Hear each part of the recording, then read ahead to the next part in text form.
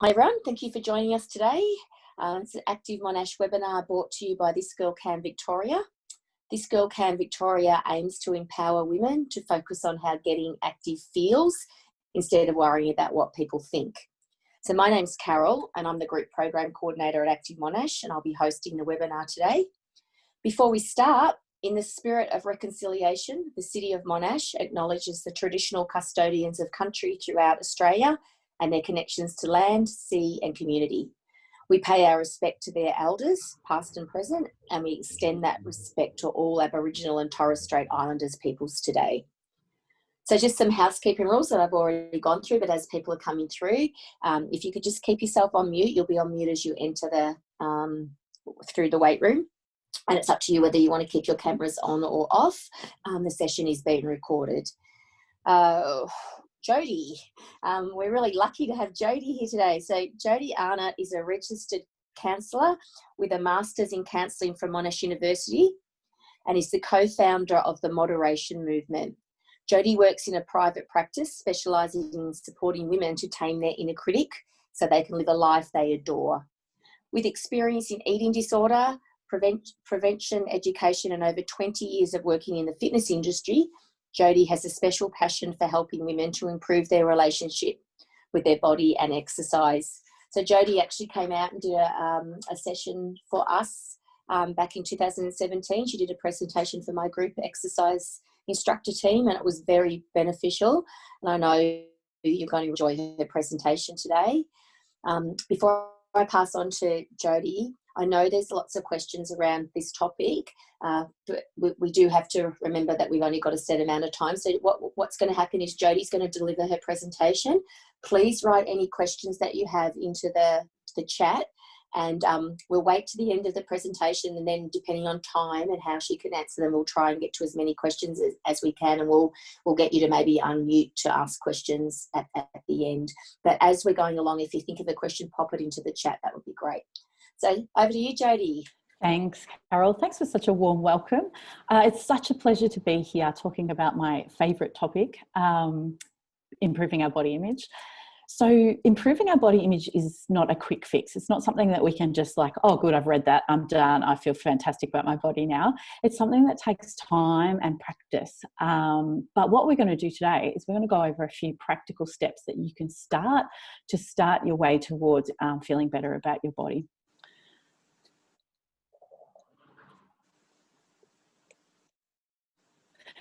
So what is body image? Body image is how we see our body, how we feel about our body, the way we think about it, and also the behaviours that we engage in as well. Our body image has nothing to do with how we look or our size or our shape. People of all sizes and shapes can feel good about their body. People of all sizes and shapes can feel distressed about their body as well. So it's really got nothing to do with how we look. It's all to do with that relationship, how we see it, how we feel about it, what we think, what we do because of it. We don't need to love our body. We don't need to love how it looks in order to have a good, positive body image. And I think people can get a little bit mixed up about that, especially because there's a lot of body positive material coming up in social media and in the media. And a lot of it is people really celebrating and loving their own bodies, which is so exciting and wonderful. But it leaves a lot of my clients, it leaves them thinking, I'll never get there. That seems like so far away. It seems like something I'll never achieve. It's loving how my body looks. But we actually don't have to love how our body looks in order to have a positive body image. We can learn to accept it, respect it, and appreciate our body. And we call that body neutrality. So what is often feels a lot more doable for people is to move towards body neutrality. So respecting our body, looking after our body and not doing harmful things to it, rather than trying to embrace exactly how it looks and be all out there with that. So if you start thinking about body neutrality, it might feel a little less daunting.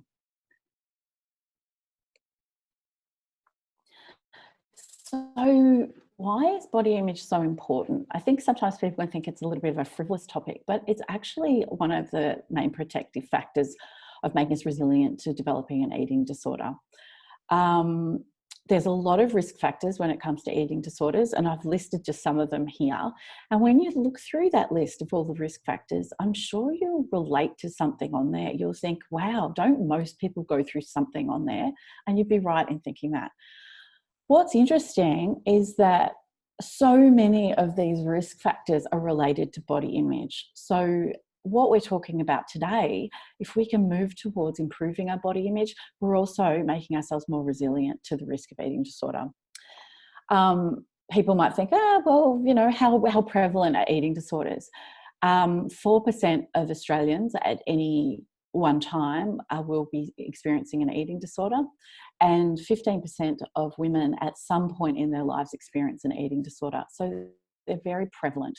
So improving our body image is really important for not only our mental health, but our physical health as well. So Carol did such a great job of introducing me. Lots of details there, so I probably don't need to go over that again. But really, I specialise in self-worth. I specialise in helping people improve their body image and really wrangle their inner critic, feel a lot better about themselves, to live the life that they want. So I work in private practice in 3 locations in Melbourne, and at the moment it's all done by video and telephone, but usually in person as well. You can find me at these links, but also at the end I'll be sharing some resources as well, and I'll share my email address. So if you have any questions at all, please feel free to email. I'd love you to do that. So what are some signs that our body image could do with some help? I've put some of them here. The main thing is, if how we're feeling about our body is having an impact on our quality of life, then it's giving us an indication that our body image could be improved, and we could do with some help. So some of the things, body checking and weighing ourselves often. So most people know what weighing ourselves often is, but body checking, if you don't know what that is, what it is, it can be squeezing, pinching, or feeling our body, checking to see whether it's changed at all. And in that way, body checking is very similar to jumping on a scale really often, that checking. Some of the other things that signs that your body image may need some help is being really self-critical, having a really harsh inner critic, speaking badly about our bodies, and whether that's inside our heads or to other people, that's often a sign that our body image could do with a little help.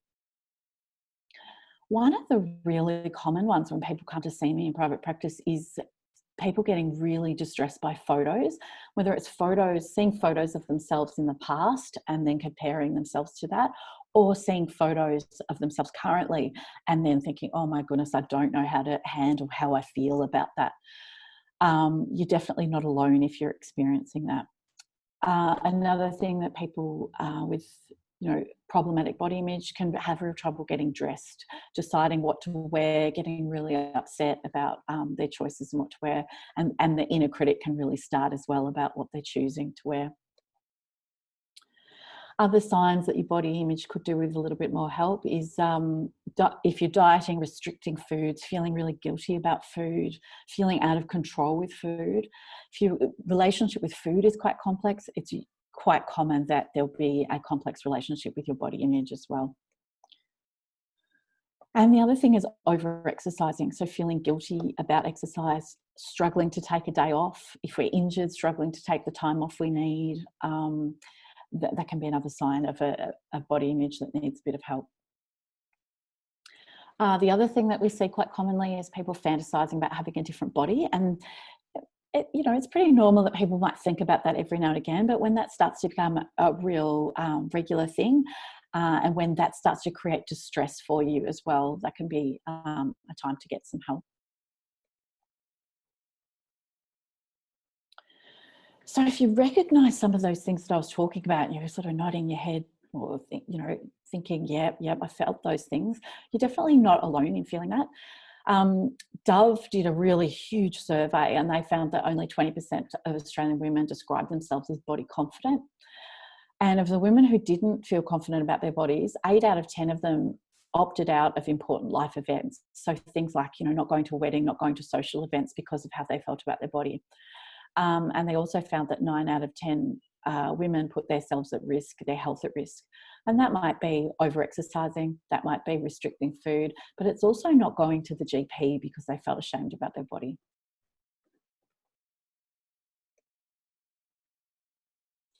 So I've got a little chart here that sort of gives us an idea of what often happens when we feel body distress. So if we look at the top of the chart where it says body distress, that's when we start to feel really, I think we've all experienced that, where we go, oh, just that awful feeling about our bodies. What tends to happen down the left-hand side of the chart, what tends to happen is people look for a quick fix to get rid of that awful feeling that we have. So they tend to do things that are what we call unhelpful or risky coping tools. So things like they might withdraw socially. So they might no longer, say, oh, that's it, I'm not going to dinner because of the way I feel about my body. And we know that there's a risk if we withdraw socially. And I think too, with us all in lockdown at the moment, we know how it feels to be socially withdrawn, socially disconnected, and it doesn't do great things for our mental health. So withdrawing socially because of our body image, it's definitely a risky, or we could call a risky or an unhealthy coping tool. Other things people try and do when they're feeling distressed about their body is over-exercising, or they might restrict food. And yes, in the short term, that might feel like a solution. It might feel like, oh, I feel so much better about my body because I've got my food under control, or I've got my exercise under control. However, what we do know is over the long term, that doesn't actually help our body image. And we will get to that. If we look across to the right-hand side of the chart, this is where the area that we're going to be working in today. So these healthy coping tools. So when we feel body distress, instead of going down to those quick fixes that aren't so healthy for us, what we want to do is stay on this right-hand side of the chart and look at some things that are really healthy coping tools instead. So things like emotion regulation and soothing for these really distressing feelings. Things like self-compassion, intuitive eating and movement, social media, detox. We're going to go through these things today. And these are some of the things you can start straight away. You can start as soon as the presentation is over. So if you take home one thing from today's presentation, what I would love it to be is that your body is not a problem to solve. And we really need to let go of viewing our bodies in that way. There is a problem with our culture, there's not a problem with our bodies. And unfortunately, the messages that we get day in, day out tell us that there's one type of body that is worthy and acceptable, and any bodies that lie outside of that are unacceptable. When we think about, if we think about dog breeds, so I've got a picture of dog breeds there, we're really readily able to accept and celebrate different dog bodies, aren't we? I mean, we don't ever expect a Doberman to look like a Labrador, to look like a pug, to look like an English Bulldog. We just celebrate that they're all different, and they're all different because of, breeding over time, genetics. They're all different because they had different uses over time. However, we don't seem to accept and respect that there is body diversity, natural body diversity amongst humans as well. And what I'd love you to do is to start thinking more about that diversity and moving towards embracing and celebrating that. We are not born feeling ashamed about our body. If anyone has any toddlers in their life, when they're really young, there's no body shame, is there? They celebrate their bodies, they're curious about their bodies, they play, they just adore their own bodies. Over time, we learn to be ashamed about our bodies. We learn that they're not good enough. We learn that they're not worthy. And so this is where it highlights that it's a cultural problem. And also what is considered beautiful has really changed over history as well. So we look at what was beautiful, hundreds of years ago. It's very different to what's considered beautiful now in our mainstream media. So what I would love for us to all do is just to remind ourselves often of these things, to really challenge these cultural ideas and remind ourselves that body diversity isn't normal. Just keep reminding yourself of the Doberman or the Greyhound compared to the Labrador. Remind ourselves that we are bombarded daily with these messages that tell us that only one type of body is worthy. And just because our body doesn't fit that doesn't mean there's a problem with our body. It's a problem with the media, a problem with our culture. And health and fitness comes in a variety of shapes and sizes. And this is one of the beautiful things about the This Girl Can campaign, is that's what it's celebrating. It's celebrating all bodies doing activity, all bodies being healthy and fit. And if we just look at athletes from different sports, so typically the body of a gymnast compared to the body of a weightlifter, compared to a body of a marathon runner, compared to the body of a sumo wrestler, to the body of a swimmer, they're all really diverse bodies, aren't they, that typically are doing these sports, but they're all very healthy and fit people. So it's just remembering that body diversity is a normal thing. Our body distress equals a lot of money. I think I looked up before that the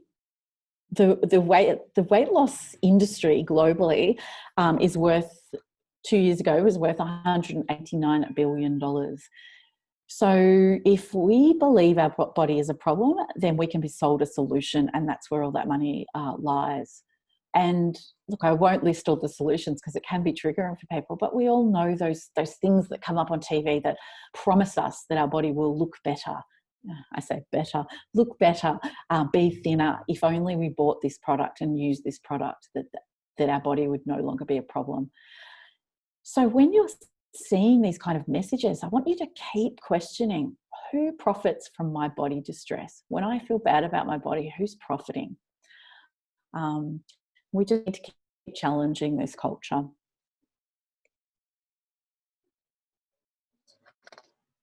So one of the first practical ideas that you can do straight after we've finished today is a social media detox. And it's the only detox I recommend.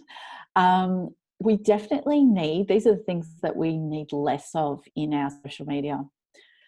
And what I'm finding is a lot of clients talk about how they feel after they're on social media. So they look through their scrolling and they find themselves feeling more and more distressed about their own bodies.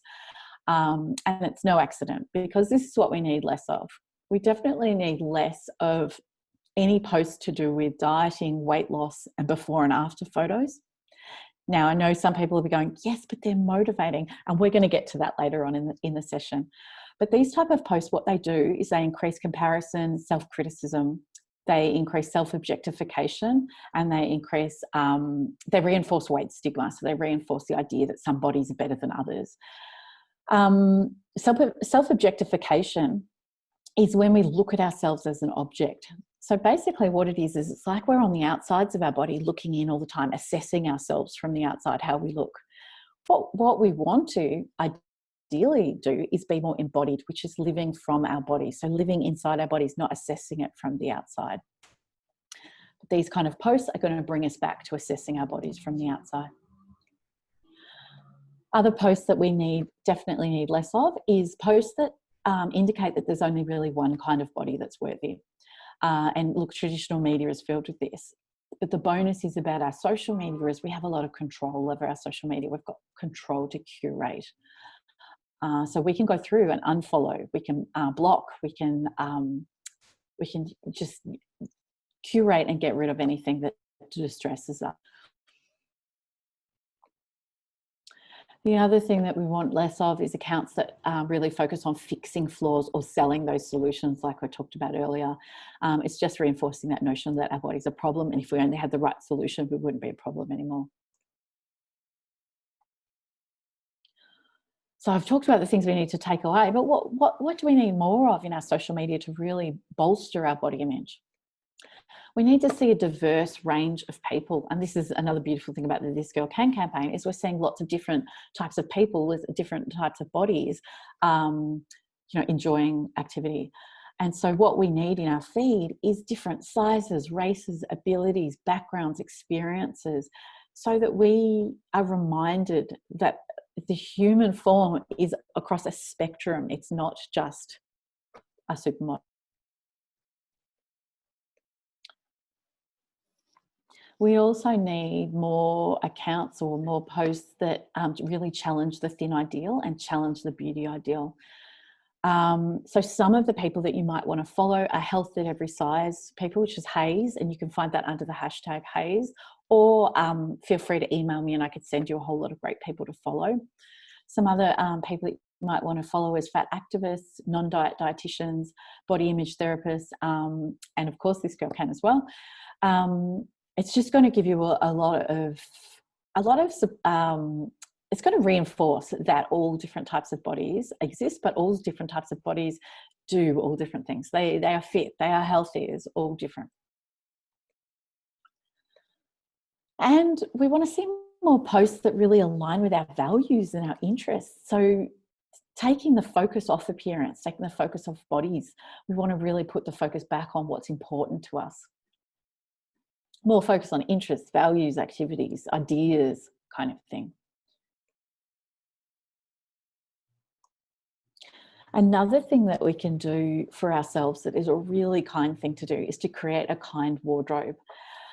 I talked a little bit before about self-objectification, that idea about when we're outside our bodies and we're looking at ourselves like an object, versus when we're embodied and we're living in our bodies and we don't forget about our bodies, but we're not assessing it from the outside all the time. We're more tuning into it. We're living from our body rather than seeing it as something to fix. What our wardrobe can do is, if it's really uncomfortable, if it's, let's say our jeans are digging in, our bra strap is cutting in, our undies are riding up, it just reminds us over and over again about the discomfort we have in our bodies. It takes us out of our bodies and reminds us it's hard to be embodied if we're in an uncomfortable wardrobe. So some of the things that we can do is we can give out any clothes away that no longer fit. So try not to hold on to those clothes in that, one day maybe my body will get back to that. What that's doing is it's taking us away from really accepting and respecting our body exactly where it is right now. So give it away to someone else who might enjoy it. We need to choose clothes that feel comfortable. We need to stop using clothing like a piece of scales. So I know some people might have a pair of jeans that they keep trying on to see whether their body's changed. Effectively, their jeans are no different to a pair on the scales all the time. What that does is it actually increases your body distress. So what we want to do is just get rid of those jeans.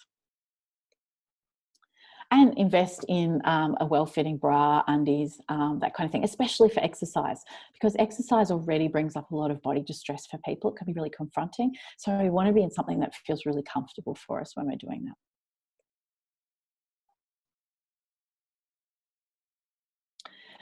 So managing our inner critic, and I think this is a big one for lots of people, is we all have inside our head a little voice that keeps us down, if you will. It's like a little bully in our head, and it talks to us all the time about all the things we're doing wrong and all the things that we're not good enough at, and yada yada yada. And our inner critic can be really savage when it comes to our body image. One of the things that's really important to learn is that our inner critic isn't us. It isn't truth or fact. It has formed over time. It's a little voice in our head that's formed over time from our experiences, all of the things we've seen in the media, but also the experiences that have happened to us. So any experiences to do with shame, feeling not good enough, feeling bullied, feeling criticised, they all conglomerate into this little inner critic that's inside our head. And we all have one, but some of us are feeling much more bullied by our inner critic than others. And for some of us, our inner critic's a lot louder than others as well. And so we can learn ways to deal with and manage this inner critic. So first of all, we realize, okay, the inner critic is not me. It's not me. It's just this little voice in my head that's been created over time by my experiences. Then we need to start becoming more aware of our inner critic. And this can be, it can be a little bit overwhelming to start really listening to the inner critic, but the awareness really helps us to create that space between us and our inner critic. So what we want to start doing is listening to what exactly is our inner critic saying. Like it might say, wow, you're going to wear that, or oh, I can't believe you did that, or I'm sure you all have a different inner critic saying all different things. So we want to listen to what it's saying. We want to listen to what tone it's using. So is it a really strict teacher? Is it sarcastic? Is it cruel? Is it kind of snide? Well, what sort of tone is it using with us? Just take notice. And then the last thing we want to do that's part of the awareness is to really think about when it pops up. What situations is the inner critic most active? What situations, what people might bring up the inner critic inside us? What activities? What places? What outfits? There's all different things. So start paying attention to when does the inner critic pop up? What does it say? And what does it sound like? How does it sound? Our inner critic. So people might say, oh yeah, but what's the big deal about the inner critic? But brain scans have shown that our inner critic actually flares up our flight or fight response. So every time our inner critic is criticizing us, we're actually putting ourselves into a stress response. So our cortisol, our stress hormone, will go up, but also we get that fight or flight sort of feeling. So this is why we feel so distressed about our body if our inner critic is really active, really loud. So basically we're setting off our fight or flight every time we say something bad about ourselves inside our own head. So it's more than just like, oh, well, it's just an inner critic. No, we're actually creating stress for ourselves all day. So we can start to then explore, once we've gotten an idea of when our inner critic pops up and what it says, we can then start to explore what it's trying to do. And I explore this with clients, but you might find that your inner critic is really trying to protect you from something. And it's often trying to protect you from, say, embarrassment or shame or isolation, disconnection from other people. The inner critic might be saying, you can't wear that. What will people think? And that's protecting you from shame, embarrassment, protecting you from other people criticizing you. So the inner critic has good intentions. However, it's not being very helpful. So it's setting off our stress hormones. It's making us feel worse about ourselves. So even though it's trying to get us to, it's trying to protect us from being disconnected from friends, trying to protect us from shame, it's actually following us around, creating more of that thing. It's creating more shame by the way it's talking. It's creating more disconnection because we're less likely to want to connect with others when we're feeling body distress.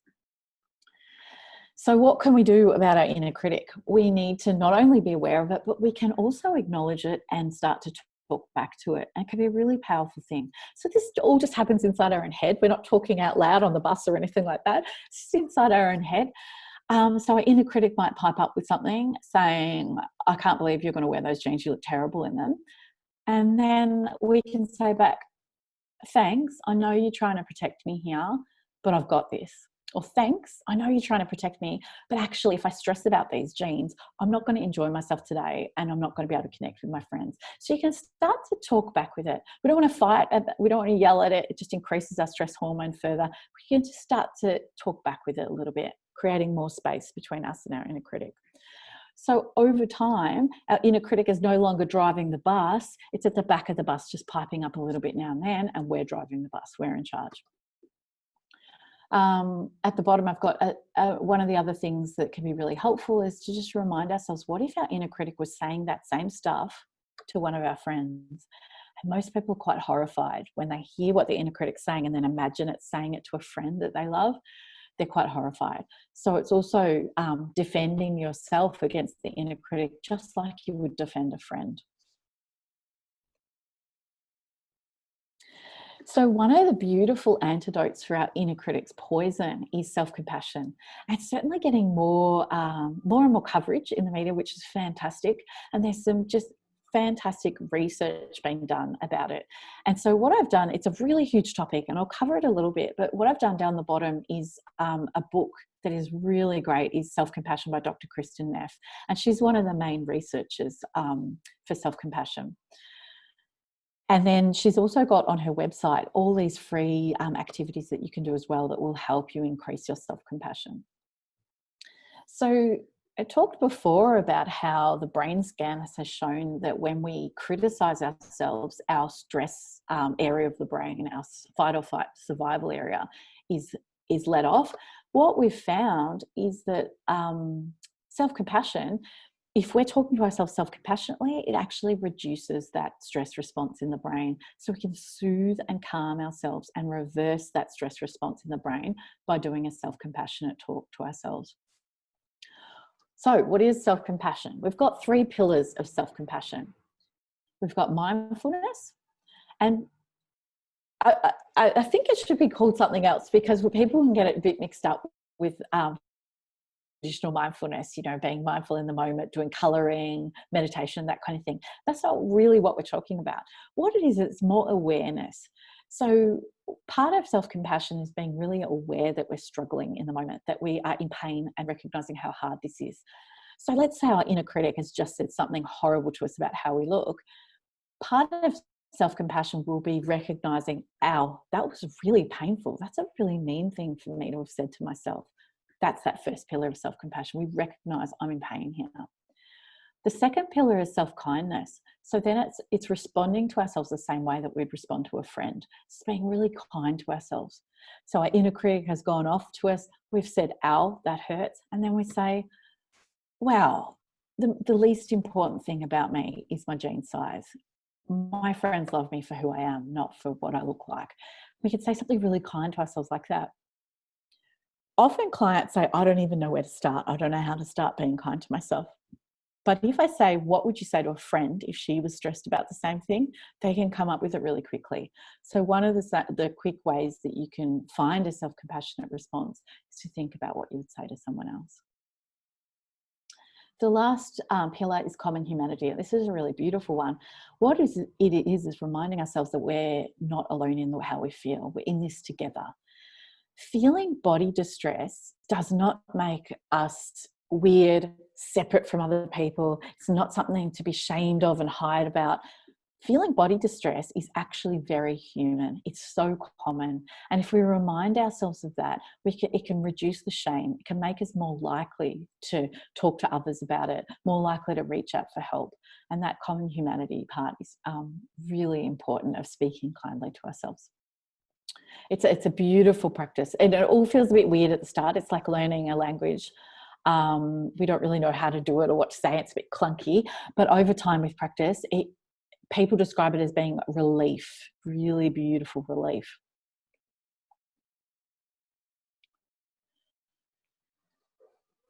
So one of the most important things about improving our body image is really shifting the focus. So shifting the focus on feeling better rather than changing how we look. And this is a big part of the This Girl Can campaign is, how do we feel? How do we function? And really making the focus on that. Because focusing on changing the way we look, focusing on changing our weight can actually be really detrimental to our health. And I'll go through that. This sort of topic, this part of body image can be quite confronting for people. It can be quite a lot to think, oh, what do you mean I have to let go of concentrating on weight loss? Can be a lot for people to process. So for this section, I'd love for you to just listen as much as you can, stay open to the possibility. And if any big feelings like anger or like, no way, that kind of thing comes up, I'd like you to just observe it and sit with it and just think, that's okay. I can just be open to this possibility. I don't have to make any decisions. I'd love you to be open to that. So some of the risks of focusing on weight loss, we haven't covered some of them, but some of them are over-exercising, which can create injuries. Lack of rest can create fatigue issues. When we're focusing on weight loss, we can start focusing on the numbers. We start focusing on duration, how many calories are burned, how hard we're going, instead of tuning back into our body. We can start making it about rules instead of making it about how we feel. Some of the other risks are food restriction, disordered eating, and eating disorders, which I've gone through. And we've actually found that focusing on weight loss actually reduces or worsens our body image rather than improves it, which is exactly the opposite to what people are trying to do often when they're thinking about losing weight, is they want to feel better about their bodies. But we know that doesn't lead to feeling better about the body. So people go, but what if I'm not focusing on weight loss? What, do I just abandon all health? Do I abandon fitness? What? And no, what we can do is we can focus on improving our health behaviors. So we focus on improving how we feel and the things that have a direct impact on our health rather than changing our appearance. one of the concepts of one of the movements that you can look towards is health at every size, which I've written down the bottom there, and you can look more towards that. But in the resources, I've listed some as well. So what can we focus on if we're not focusing on weight loss? We can focus on things like sleep, so improving our sleep hygiene. And I'm sure we've all heard about, keeping screens away from the bed and winding down routine and going to bed earlier, that kind of thing. That can have a really amazing impact on how we feel. Movement, and we'll go through some intuitive movement tips in a second, but movement has a really great impact on our cardiovascular fitness, our strength, our stability, our mobility, and this is regardless of weight or shape. So even if our body doesn't change in appearance or size, we know that movement can have an impact on how we feel and our quality of life. Nourishment, so rather than eating to change our appearance, if we eat according to our hunger cues, according to what our body needs, according to what makes us feel good, we're going to be going in a much better direction towards a positive body image than if we're restricting food and making weight loss the focus for nourishment. And stress management, so some of the things that we've covered here, but coping tools, self-care, rest and recovery are going to have big impact on how we feel and our health.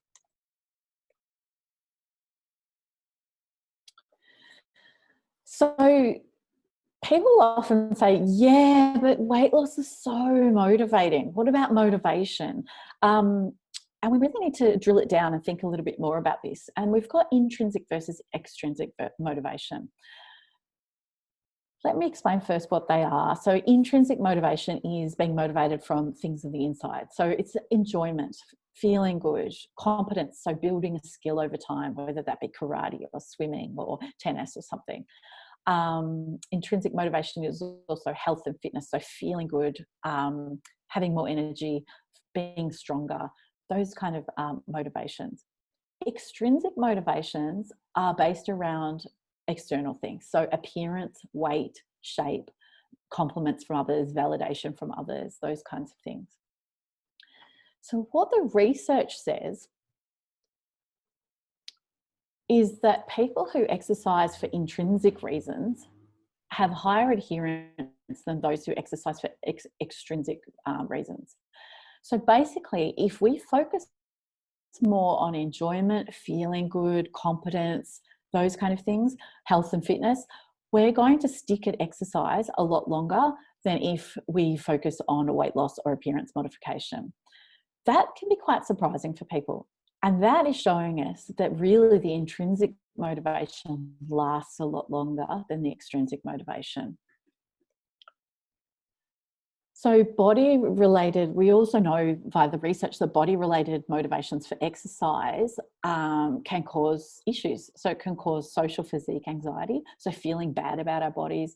It can lead to depression, anxiety, reduced self-esteem, body dissatisfaction, and actually less exercise overall. So when we make changing our body the focus, we're much less likely to feel good, but we're also much about our body, but we're much less likely to even stick at exercise or do as much exercise. So when people say, what about motivation? We actually need to really focus on those intrinsic motivations. And when it comes to exercise, this is where intuitive movement really comes in and is such gold. And what intuitive movement is an approach to exercise that is all about intrinsic motivation. So how do we do it? We choose the type of exercise we want to do, the intensity and the duration according to how our body feels on the day. So, some days you wake up and you're just like, oh, gee, I'm so tired. I'm feeling stiff, tired. I'm feeling really lethargic. We need to listen to that, attune to that in our bodies and choose a movement that might really help. So maybe a stretch session might feel really good. Maybe going to a yoga class might feel fantastic. Maybe going for a really nice walk, just appreciating the sights and smells will be really good. And then there'll be other days where we're like, oh, I'm so restless. I'm getting that a lot during lockdown. I'm so restless. I just need to move. And maybe our bodies feel like they need to do something more intense, a little bit longer. It's about tuning in and trusting that your body knows over the rules, the external. We need to pay more attention to our body and mind signals about when we need rest and recovery. That's part of intuitive movement. So really trusting that our body knows when it needs rest and recovery. And we need to do what feels good and what we enjoy versus what we think we should do. So we want to really just drop all those external rules about, well, exercise doesn't count unless it's 30 minutes. Like, all movement counts towards our health, mental and physical. So there are no rules. So letting go of those rules enables us to really tune in and learn to trust our bodies with that.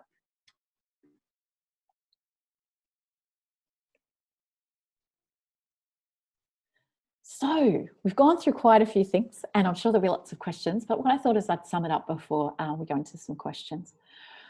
So the things that we've covered today is, what we really want to do is think about when we're feeling that body distress, when that comes on, we can think about, okay, I can go down the path of a short-term trying to find a solution by reaching towards a so-called solution like dieting, exercise, with social withdrawal, or I can move towards healthy coping tools.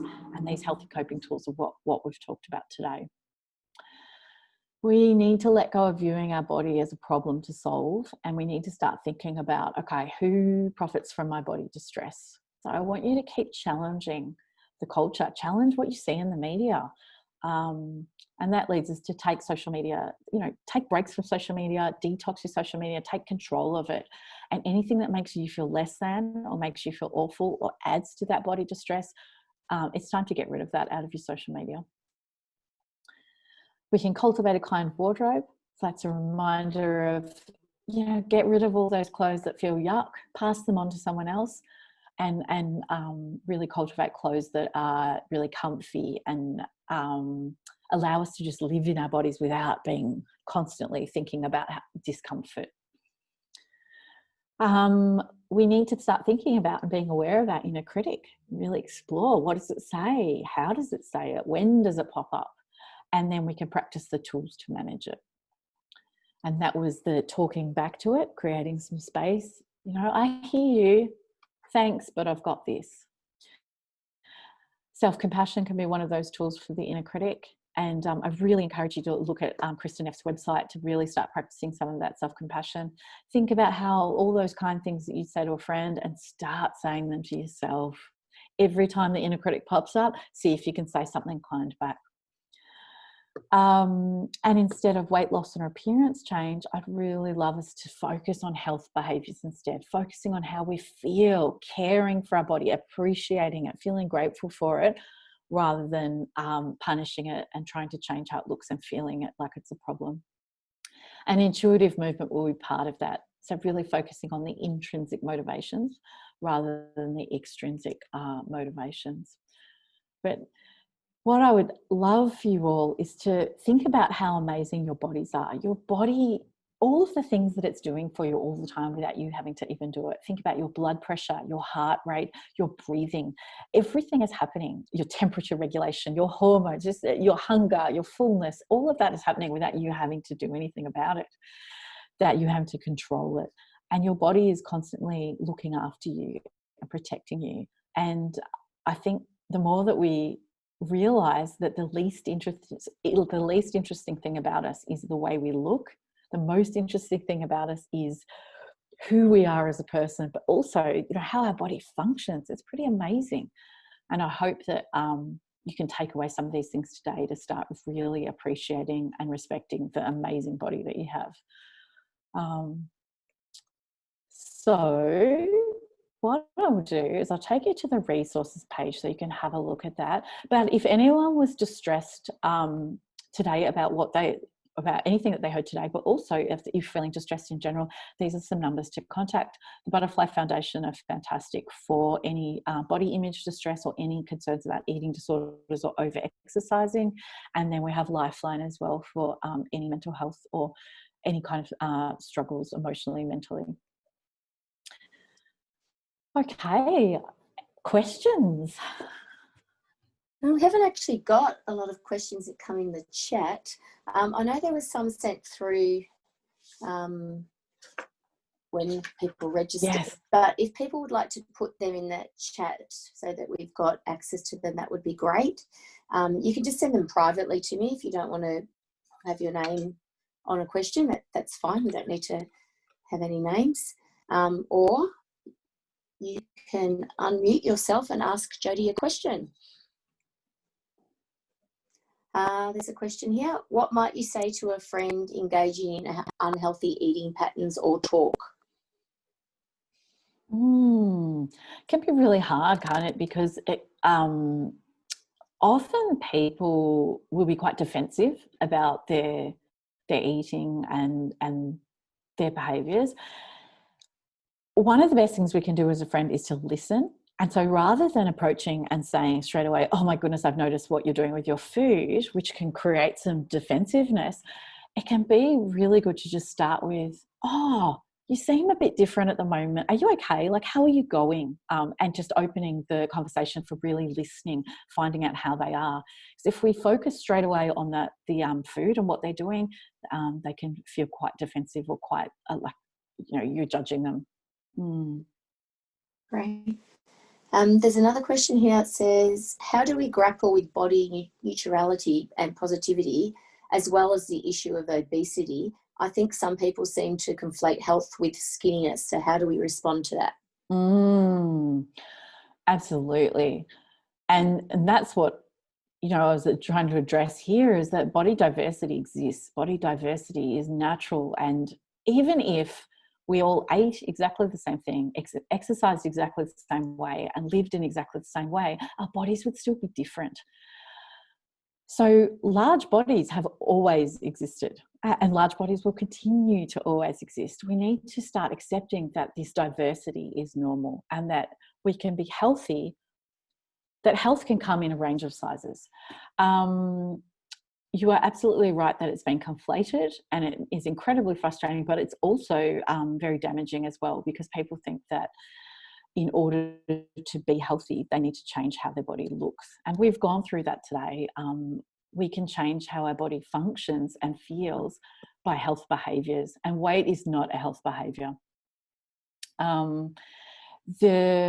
If you're really interested in this area, it's such a huge area, and it could be a whole presentation on itself. But basically, what you're talking about is weight science, and there's some amazing books. So I'll go back to the books so that you can have a look.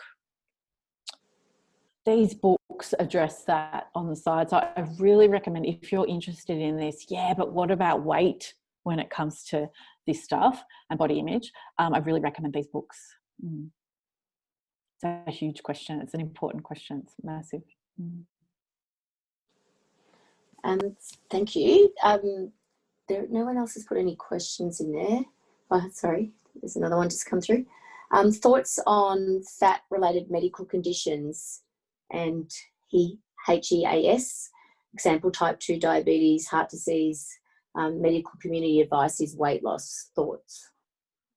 Yeah, so this is like the previous question. We're talking about weight science here, and this could be a whole topic in itself. And I encourage you, if you're interested in this, to read these books that are listed here. We have to be really careful that weight and health, is it correlated or is it causation? And so I think these books do a brilliant justice. And also looking into health at every size as a topic online would be really helpful as well.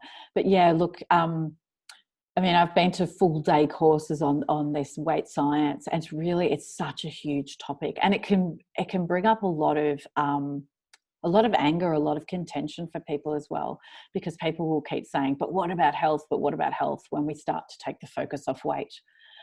But as we talked about today, is we really need to bring the focus back to health behaviours.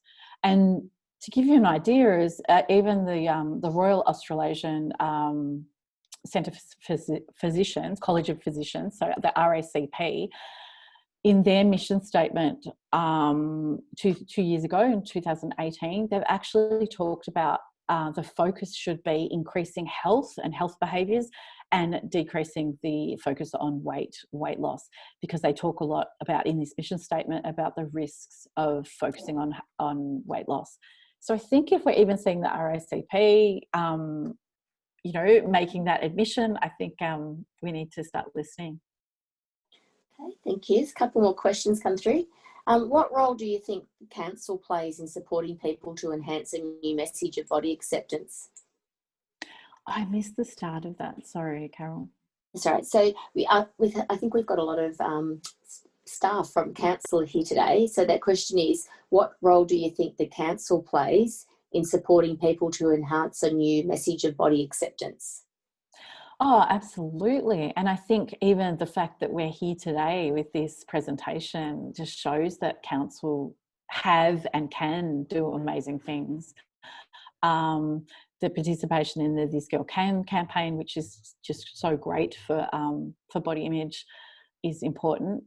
I'd like to see these messages more and more out there, and in the recreation centres to have less focus on appearance when it comes to exercise, promoting exercise, and more on how you'll feel and how you'll function, and getting involved in the social connection and all of the other wonderful benefits of being a part of the recreation centre.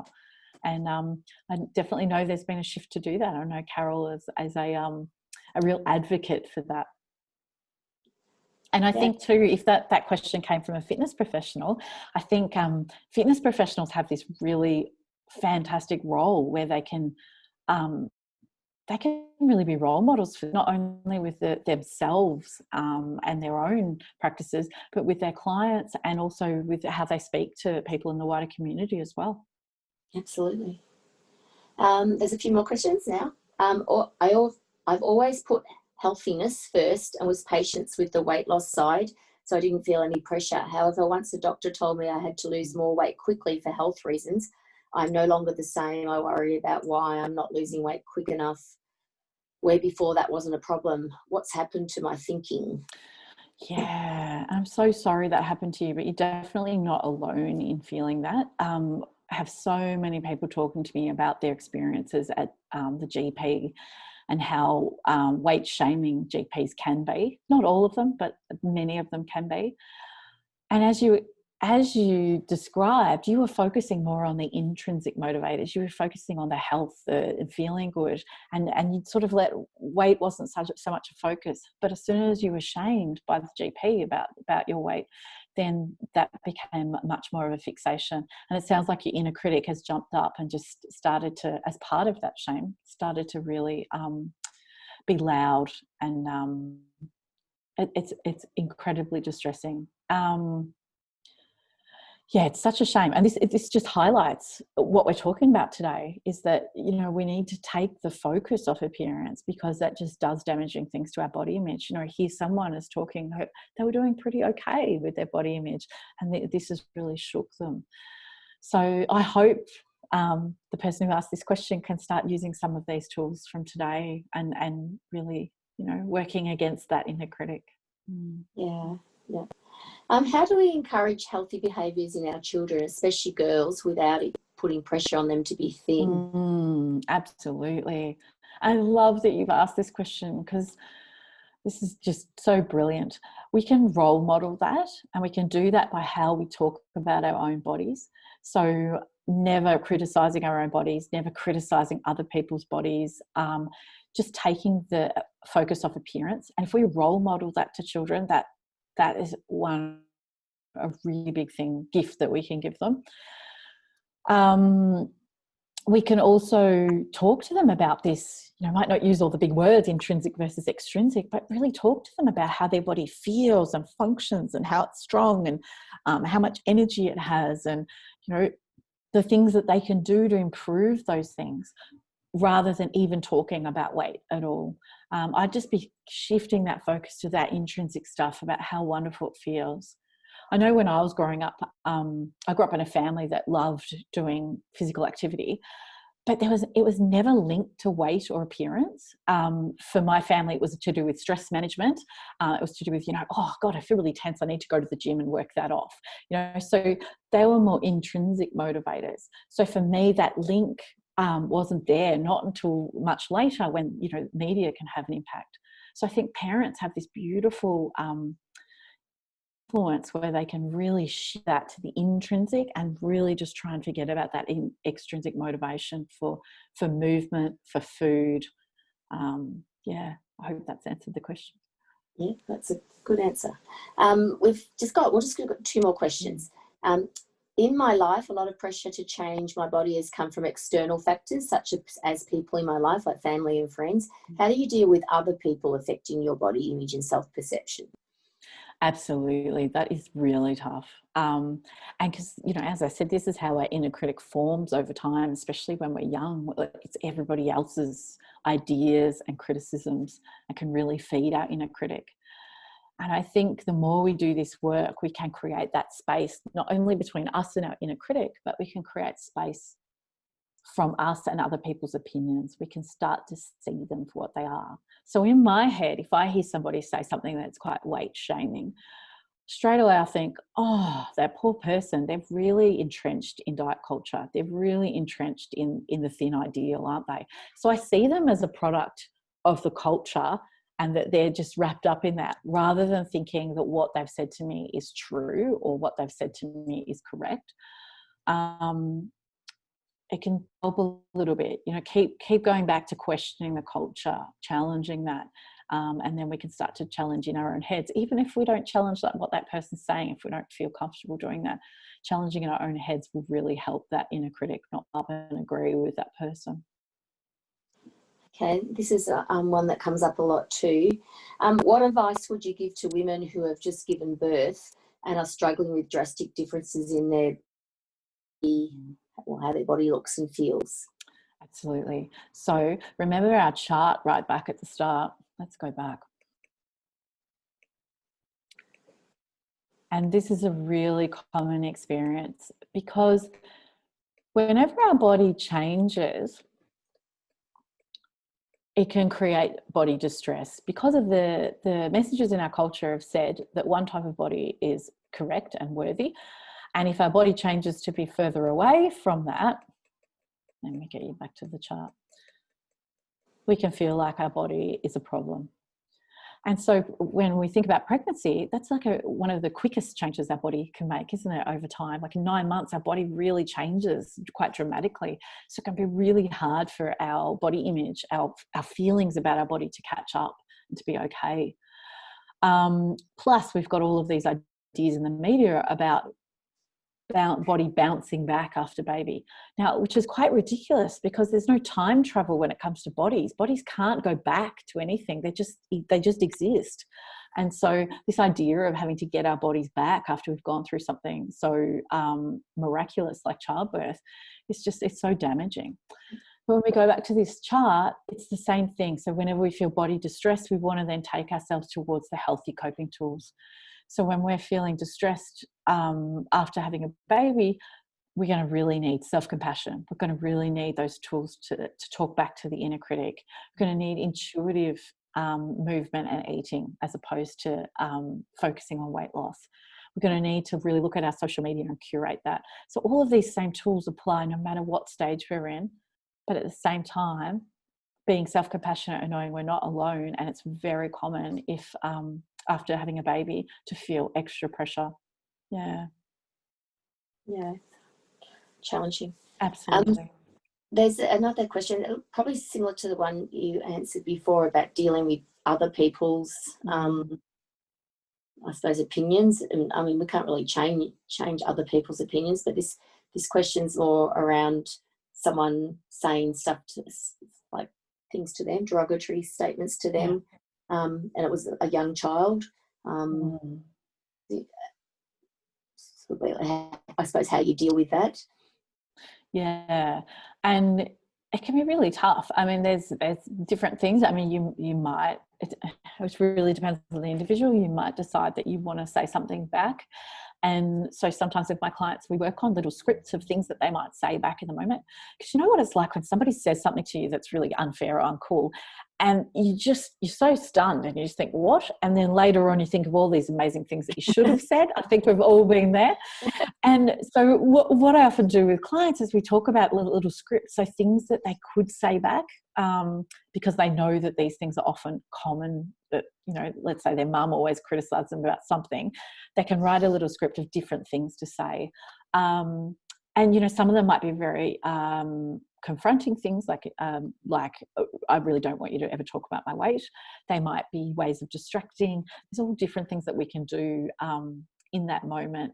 And if you would like, email me about that, because I've got a post somewhere that I could send you about all suggestions for different things that you can say back, like for that script. So if you are interested, send me an email yeah, I can send that to you. But yeah, thinking about those things beforehand can help, but it's so hard to think of the right thing to say. And Carol, I love that you said we can't control what other people think or do or say, and we can only control our own, but it doesn't make it stop being painful or hurtful when other people say. Right. Yeah, that would be a good tool to have a few little things to throw back when someone's very rude. Cool. Yeah. My quick fave. Oh, someone's just answered the question saying their quick favourite is everybody's different, because it comes up with little children all the time. Absolutely. Yeah. And all children. Right, well, sorry, I was just going to say children really respond to that idea about the different dogs and how they all have different bodies and how they're all beautiful. Yeah, and mostly children learn from their parents, don't they? They do a lot, yeah. All right, well, we might finish it up there because we've just gone to the full hour. So I want to thank everyone for joining our webinar with Jodie. We hope you were able to gain something out of today's session. I'm sure you were, because that was full of information and it's a very popular subject that affects so many people. You will receive a feedback email tomorrow, and we hope you can fill this out for us, and it helps guide how to improve and develop our webinar series. We, as Active Monash, we continue to provide virtual workouts and tips and ideas to support you through lockdown on our Active Monash Facebook pages and websites. We have another webinar coming up on the 29th of September with Lisa Westlake, who's done a previous session with us, so we hope you can join us for that. Thank you so much, Jodie. That was fantastic. Thank you. Everyone has a great day. And we'll enjoy your day. And we will be replaying, because we've recorded it, it will be replayed on our Facebook pages probably in the next week, and it will also go up on our website. So if you want to go back and find some of the resources or the books that Jodie mentioned, you'll be able to do that. Thank you for everyone for joining us. Thank you.